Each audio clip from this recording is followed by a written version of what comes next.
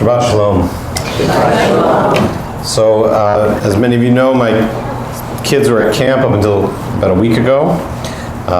And one of the things that happens when your kids go to camp until almost the end of the summer is that then they get back and you have to do all the school shopping like in 2 days, because everybody's already had like 3 weeks to pick through everything. So my daughter has yet to find a backpack that she approves of for the year is what that actually means. But if you were to go, as I'm sure some of you have, as we have, I think 4 times in the last 3 days, gone to Sam's, you'll see that Halloween stuff is already out, right? Yeah, so you've been there also, right? So I share this because you know it won't be too long before it'll be, probably mid-September. It'll already be Christmas stuff will be out in the aisles. We're used to this cycle that there's a back-to-school sale that starts in June. There's a Halloween sale that starts in July. There's Christmas sale that starts in September. We're used to this sense that the world, the retail world especially, wants to get us ready for whatever's coming way down the road. And I mention that because today is the first day of Elul, and I'm not saying that the retail world took this from the Jewish world, but the concept is the same. The concept of Elul is that we don't just show up at Rosh Hashanah and Yom Kippur having gotten ready that morning. The idea is that you start getting ready now. And so the rabbis thought for a long time, they didn't have the New York Times Wordle. They had a lot of time on their hands, so they tried to figure out what this all means. So Elul, this is going to be a little Hebrew work. You spell the month of Elul is a Hebrew month, but they said it must mean more. We have to understand what exactly you're supposed to be doing, and why would we have this month? So they used the letters, as they liked to do, to make it mean what they wanted it to mean. So Aleph Lamed Vav Lamed. They said, one group said, well, it means Ani l'dodi v'dodi li, the words that we say when we're getting married, the words that are from the Song of Songs. I am my beloved is mine, because during the month of Elul, you should know, here's the sales pitch, you should be getting ready for Rosh Hashanah and Yom Kippur because they said God is closer to you during this month. Another group said, no, it means something else, different Hebrew words, same acronym, et levavcha ve'et levav. It means that God will remove the barriers from your heart during this month so that your hearts can be turned towards your descendants, towards history.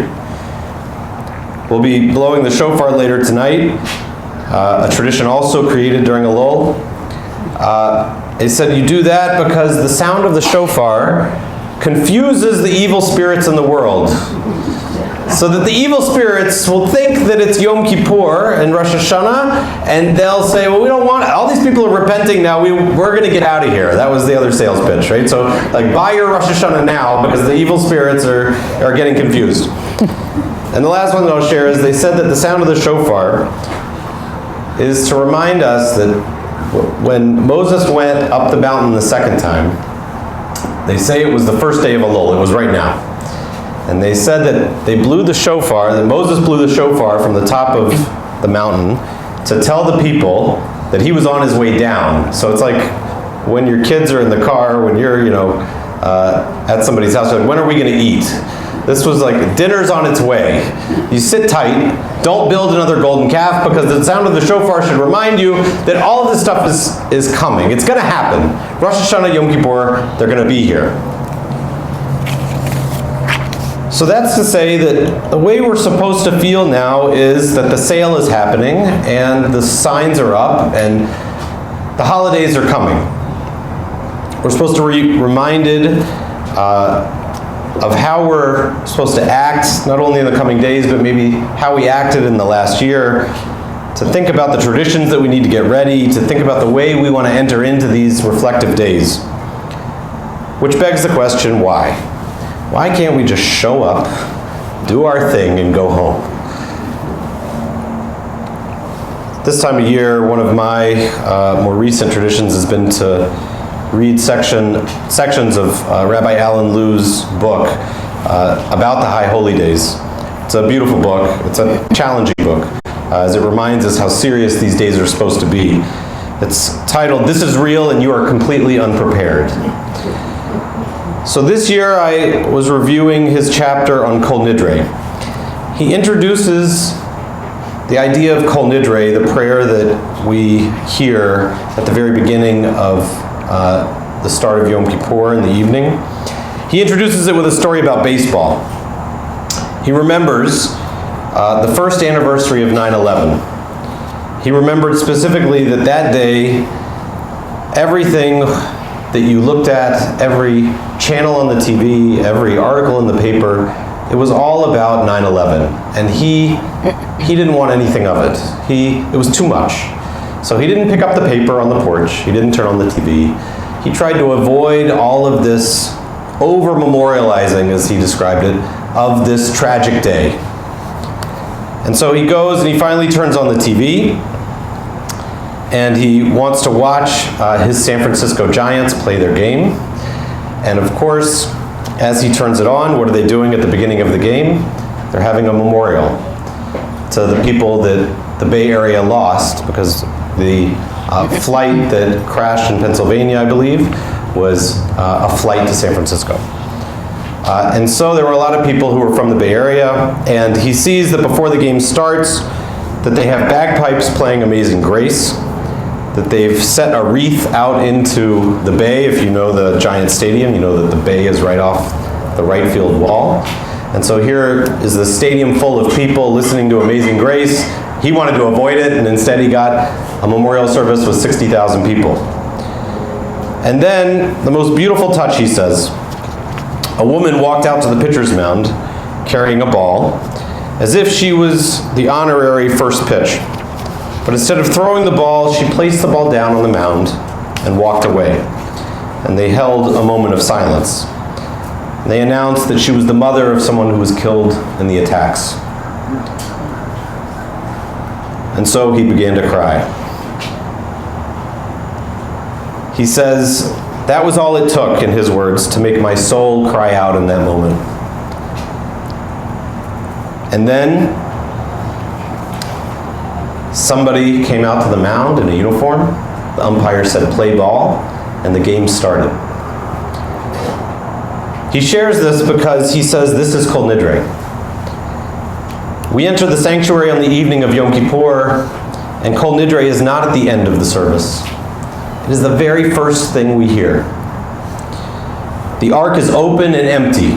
The Torah scrolls are not there because we are supposed to look at the empty ark only on that day of the year and be reminded of the fragility of life, of what's missing, so that we can think of what's been missing in our life, whether that's values, whether that's people, whether it's wishes that we had that haven't been achieved.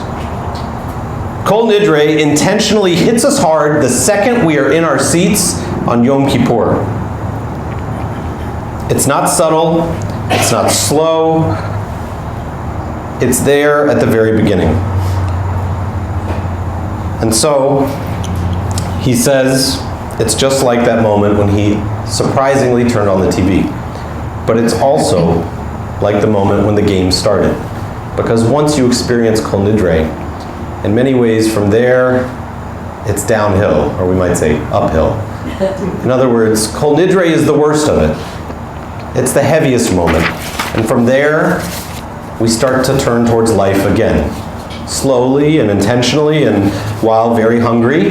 But as Yom Kippur moves on, and I know I say this every year, so I'll say it many times this year, for those who make it all the way to the end in the sanctuary, one of my favorite moments is Havdalah at the end of Yom Kippur, because we truly feel, as we close the ark for the last time with the Torah scrolls in the ark, that we are returning to life, hopefully feeling renewed. And so, what are we doing now? We're making sure that that moment of Kol Nidre is not a full surprise. We are here to start to just a little bit hear the sounds of the holidays, to think about the last 11 months, to be ready for what we'll experience when we come together in about 5 weeks in our sanctuary. And so we're shopping. The world, the Jewish world, is giving us signs, sales, if you will. Some of us shopping for brisket and kugel. But I would want you to add to your list tonight. What are the readings that you want to review in the coming weeks? Perhaps open your calendar, wherever you keep it, if it's paper or on your phone. Go back through your calendar. Remember the vacations, the travels, the meetings, the people. Some people even keep a list of people that they know they've wronged throughout the year. To go back and remember what didn't go as planned. And tonight, as we'll hear in the next few weeks, the sound of the shofar, to remind us that pretty soon those tablets are going to come before us in our sanctuary, that we're going to be together at the bottom of a mountain, saying the same words, looking towards a year ahead and remembering the year behind. And so it's a loving time, it's a fearful time, it is a time to get serious, and it's a time to be together. We say Shabbat Shalom, but we also say Chodesh Tov. May this be not only a good Shabbat and a good week, but may this be the beginning of a meaningful month that leads to a meaningful and healthy year ahead. Shabbat Shalom, Chodesh Tov, and pretty soon Shana Tova. We'll turn